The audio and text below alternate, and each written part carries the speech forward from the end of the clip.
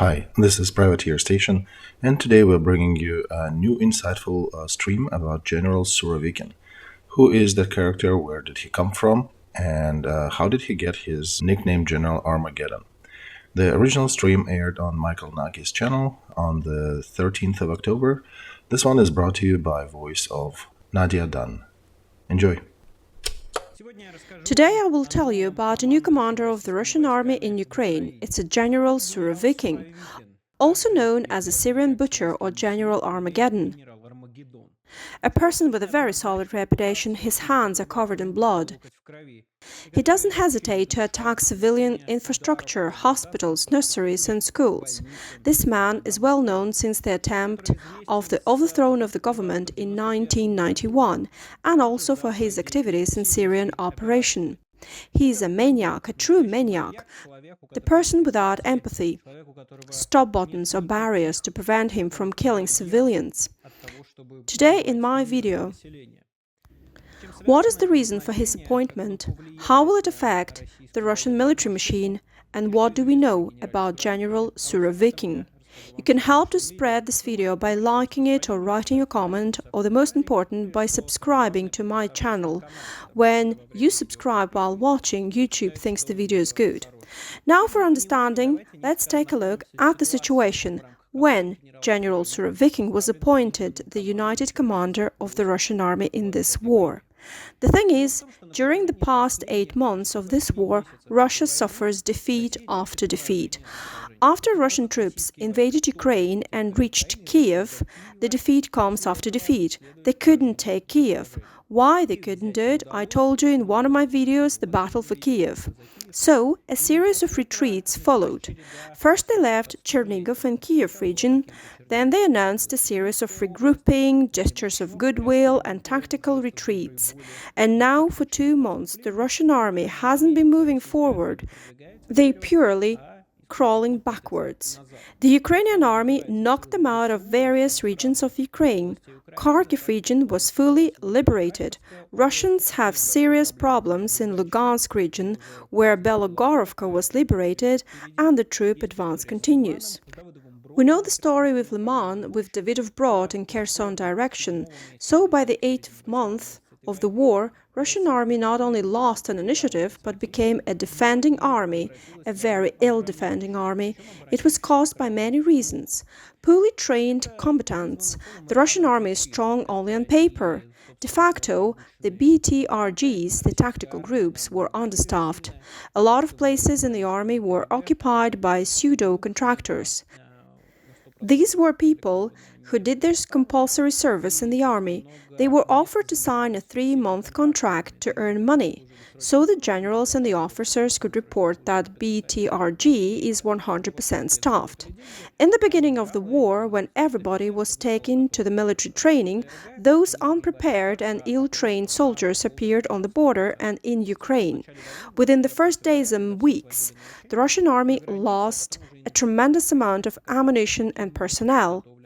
And with a great effort, they tried to make up for everything, announcing hidden mobilization, and now it's an overall mobilization. Russian authorities calls it partial mobilization, but there is no need to deceive ourselves, since there is no partiality in Putin's decree. There were no restrictions on health, age, combat experience, or fitness category. So mobilization goes on, despite the fact that some governors reported that in their regions mobilization had been over. It turned out to be a lie. Mobilization continues there. So, in the defeat after defeat situation, when even loyal to Putin public demands him to act, and they keep on complaining that the Ukrainian army is destroying the Russian army, leaving nothing from it and getting more and more ammunition from the West. The amount of captured Russian ammunition exceeded the amount of ammunition supplied by the Western countries, especially if we talk about heavy weapons like tanks, BTRs, BMP, and so on.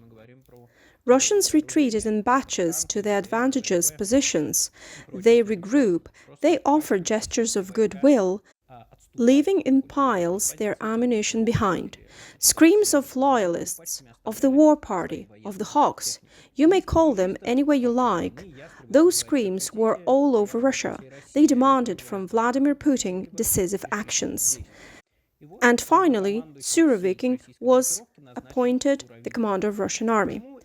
Why was this appointment praised by Ramzan Kadyrov and other critics of the army? Because he is a butcher. He fully corresponds to the bloodthirsty ideas about the war. He wouldn't hesitate to do anything. He has no moral principles. Let's take a look at his biography. Surovikin caught the attention of the Russian media in August 1991 during the conflict between Yeltsin's supporters and military loyal to the government. Captain Surovikin commanded the column of BMP of Taman Division. They faced the defenders of the White House at the tunnel of Sadove Koltso. Surovikin demanded them to give way. He fired warning shots, but protesters started to throw stones and bottles at the military. Surovikin gave the order to go on a breakthrough.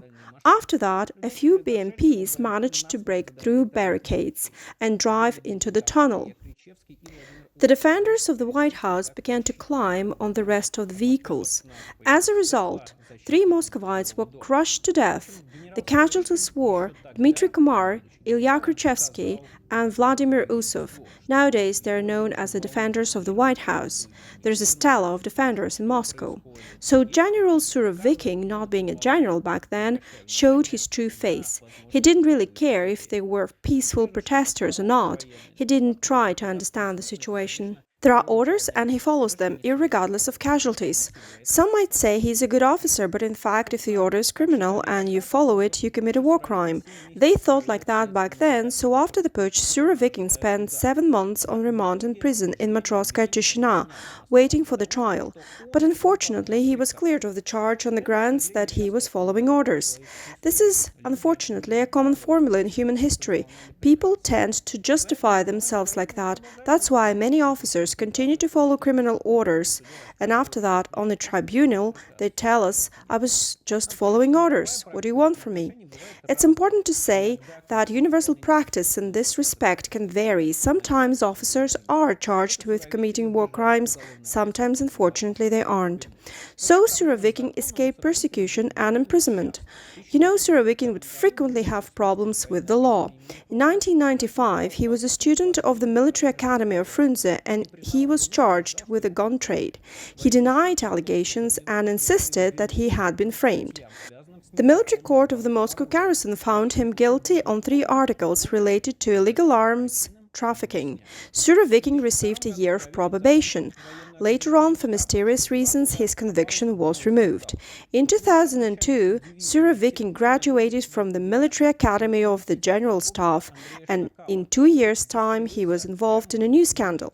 Serving as a chief of division, he summoned Colonel Andrei Shtakal to his office. Andrei Shtakal shot himself right there in Surovikin's office in front of him, after a loud argument. In March of the same year, during the local elections, Surovikin's colleague accused him and his officers that they had beaten him because of his political views. Later, he dropped his accusations. In June 2004, Surovikin was appointed the commander of the 42nd Guards Motor Rifle Division based in Chechnya. His subordinates were accused of committing war crimes. The most notoriously famous was a clearing operation in village Borodzinovskaya. In 2005, Special Battalion Vostok attacked the village. According to the witnesses' testimony, members of the battalion were breaking into the houses, beating people and looting. They gathered the villagers of Avar and Russian nationalities into the schoolyard. Their hands were tied and they were put face down in the schoolyard. They spent 6 hours like that under the heavy rain and being constantly beaten. At the time, Surovikin said that accusations against the soldiers aimed to discredit the commander of the battalion, Sulim Yamadayev. Subsequently, Yamadayev received a title of Hero of Russia and later was killed in Arab Emirates. Surovikin directly was involved in the war in Ukraine, but not only in its current stage, but back in 2014. It's obvious, as we can see from his biography, he is a man without principles, ready to follow any orders, and not burdened with morals, notions administrations of justice or officers' honor. Leonid Volkov recollects his connections with Donbas. He writes that after the annexation of Crimea, Surovikin was involved in sending Russian troops to Donbas. In 2014, then already General Colonel Surovikin, the commander of the Eastern Military District, works for some strange reason not in Eastern Siberia, but in Rostov region, where he directs the dispatch of tank units, so-called Buryat tankmen, to southeast of Ukraine. Volkov wrote about it in 2016. Back then, Russian military men and officials denied the presence of Russian army units in Donbas. The truth was revealed thanks to Buryat tankmen who were sent to hospitals after the battles. There were also Pskov paratroopers. So it was another page of lie in Russian history. The war in Donbas was started literally by Russian mercenaries of all kind, like Strelkov, who was sponsored by Malafeyev, and they were joined by the Russian army after that. At first, officials denied that, but then it became public. So what's happening with our General Armageddon? By the way, the nickname Armageddon he got in 2004 when the officer shot himself in his office, so his colleagues began calling him General Armageddon. Having changed several positions in Ministry of Defense, in March 2017, Surovikin is a commander of the aerospace forces in Syria. Under Surovikin's command, Russian aviation supported loyal to Bashar Assad forces. This support included bombing of Syrian cities, which were occupied by the opposition. In November of the same year, Surovikin was appointed the commander of the Russian Air and Space Forces. It was the first time in the history of Air and Space Forces when its commander hadn't completed a year in the Russian Air Space Forces. But in general, this practice is widely spread in the Russian army. Sergei Shoigu, who didn't serve a single day in the army, now is the Minister of Defense, and the person who had nothing to do with aviation, especially military aviation, now is the commander of the Air and Space Forces.